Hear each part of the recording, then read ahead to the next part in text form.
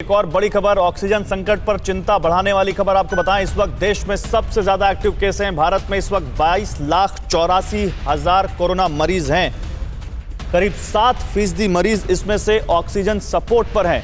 Case बढ़ने से लगातार ऑक्सीजन की खपत बढ़ रही है और इसलिए अब ये परीक्षा की घड़ी है, यही हम कह रहे हैं। और देखिए अब इसमें आप किसी एक संस्था को, किसी एक सरकार को कोस नहीं सकते। अब वक्त आ गया है कि हम सब साथ में खड़े हों, चाहे कोई प्राइवेट कैपेसिटी से खड़ा हो, अपनी पर्सनल कैपेसिटी से, या सरकारें हो, एजेंसीज हो, अस्पताल हो, सबको साथ आना पड़ेगा। क्योंकि संकट तो देखिए ना, अब किसी एक संस्था या एक सरकार के अकेले हैंडल करने की क्षमता के बहुत ऊपर निकल चुका है।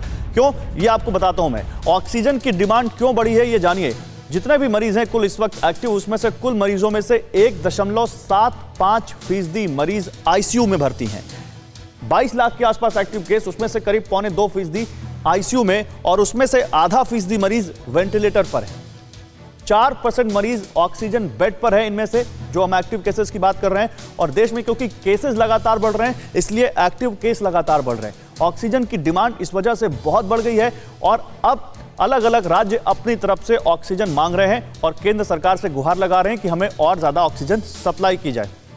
डॉक्टर श्याम अग्रवाल भी इस वक्त हमारे साथ जुड़ चुके हैं। डॉक्टर साहब, बहुत स्वागत है आपका TV9 भारतवर्ष पर। सर देखिए, ऑक्सीजन की बात हम कल से कर रहे हैं। ऑक्सीजन के लिए और सप्लाई के लिए, अब सुनिश्चित करने के लिए केंद्र सरकार, राज्य सरकारें बहुत कोशिश कर रही हैं। लोग भी अपनी तरफ से सामने आए हैं। जिन लोगों के पास ऑक्सीजन प्लांट हैं, वो फ्री सेवा देने के लिए भी कहीं ना कहीं तैयार हैं। ऐसी कोशिशें दिख रही हैं। इस वक्त आपको क्या लगता है, इस संकट से कैसे पार पाया जा सकता है? गौरव, देखिए, जो पेशेंट्स हॉस्पिटल में एडमिट हो रहे हैं, जिनको की ऑक्सीजन की सख्त आवश्यकता है, तो उनको प्रॉपर ऑक्सीजन तो देनी ही पड़ेगी और तो कोई रास्ता नहीं है। क्योंकि लंग्स जो हैं मरीजों के काम नहीं कर रहे हैं और उनको वेंटिलेटर या हाई फ्लो ऑक्सीजन, जो भी उनकी बॉडी की रिक्वायरमेंट है, उसको फुलफिल करना पड़ेगा। बाकी जो बात कर रहे हैं कि आगे क्या कर सकते हैं, क्या करना चाहिए, देखिए, हम सब जानते हैं कि जो कोरोना वायरस का जो ट्रांसमिशन है वो 1-to-1 कांटेक्ट से होता है। तो वो कांटेक्ट को रोकने के लिए जगह जगह पे लॉकडाउन लगे हुए हैं, जगह जगह पे बहुत स्ट्रिक्ट अंकुश लगाए गए हैं, मुंबई में, महाराष्ट्र में। तो और तो कोई रास्ता नजर नहीं आता।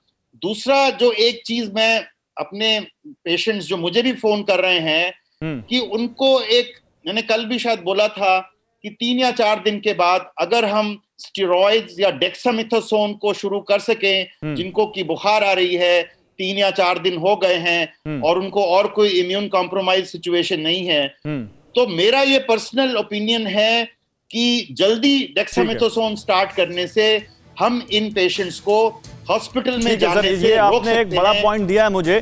फिक्र आपकी, सोमवार से शुक्रवार रात 9 बजे सिर्फ TV9 भारतवर्ष पर।